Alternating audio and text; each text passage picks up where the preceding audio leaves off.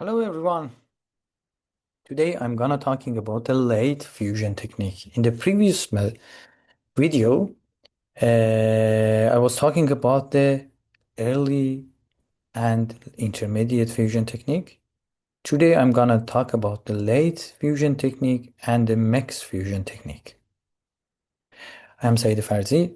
I am AI researcher at Fantasy Noviano Castell, working on the developing multimodal and multilingual large language model in a medical domain.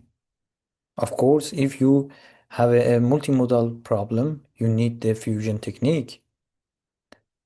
The late fusion technique, also known as the decision level fusion technique. Distinct models are running on separate modalities.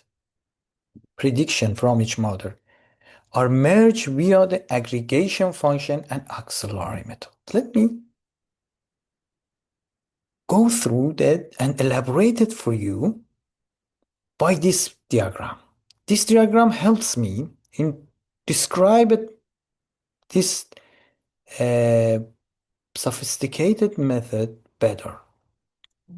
Each color refers to the different modality: text, image. We have a separate model for each modality. We have an ML model in order to extract and make a decision about this modality, text, and make a decision about this modality. We need to aggregate and combine the decision. We have a different approach to combine the decision. Majority voting is the most well known. Averaging weighting sum or another uh, less known techniques. After that, we need to aggregate the decision and produce the final decision. Of course, this is a very simple, much simpler than the intermediate technique. Let me talk about the advantages of this method. Handle missing data well. If one of these modality is unavailable, we can use the whole system without that modality. Flexible model design. Each modality can have a fully independent model.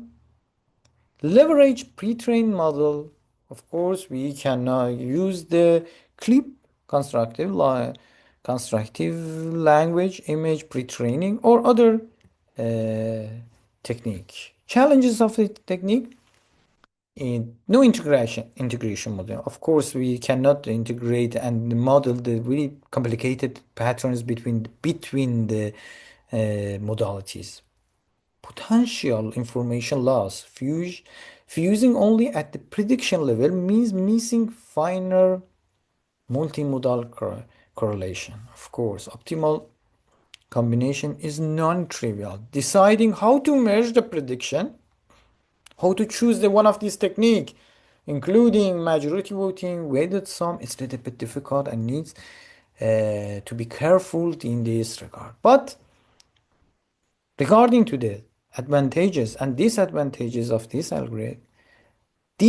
algorithm has lots of application. Cognitive impairment diagnosis, MRI with the demographic data blended to each other, cancer prediction, MRI data with biomarkers. In COVID-19, in the pandemic, prediction, CT scan, demographic, CT scan from the lung and demographic data and clinical measurement blended to each other with a late fusion technique. Until now, I've been talked about at least three famous approaches: early, intermediate, and the late fusion technique. It would be a good idea to mix these fusions because of the complexity of the problem. We need to introduce the new and powerful method, which is achieved by combination of this technique. A combination of the early, intermediate, and late fusion technique is called mixed fusion. allows each modality to proceed in its optimal way, mitigates modality imbalances while modeling intermodality dependencies. In this picture, I try to demonstrate in this picture, demonstrate the three different scenarios. First scenario A, early fusion combined with the intermediate. In the middle, demonstrates the intermediate is combined by the late fusion technique, and the last one, early plus the late technique. If you come back to the first one, here early and the intermediate technique has been combined. You can see here, for example, for one modality, I have a feature extraction model, produce the real vector, but in exactly opposite, or the other modality, we don't have any other feature extracting model because we mix the early and intermediate. You can see here the loss function is leveraged to calculate the weights for this model and this model.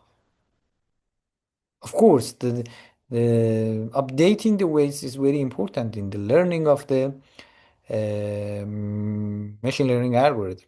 Here in the intermediate and late technique, loss function is leveraged to compute the gradient for this model and this model. This is a late technique. For this one, we can use just the loss function produced here. Of course, the same for the last one. Advantages of the mix of the handling modality imbalances, capturing intermodality relationships. Unlike the late fusion, it models dependencies between the data sources. Flexible fusion strategy. If I am gonna talk about the challenges of this model, I would say that complex network design, of course, it's much more complex than other techniques. Computational intensive, yes, of course, because we have a different model, we need to calculate lots of gradient for each models. Needs lots of computational technique. Task-specific optimization, of course, despite of disadvantages of this model, you can see lots of the interesting application of this model in the disease diagnosis and personal medicine. Thank you so much for your nice consideration and attention. Have a good day. Take care.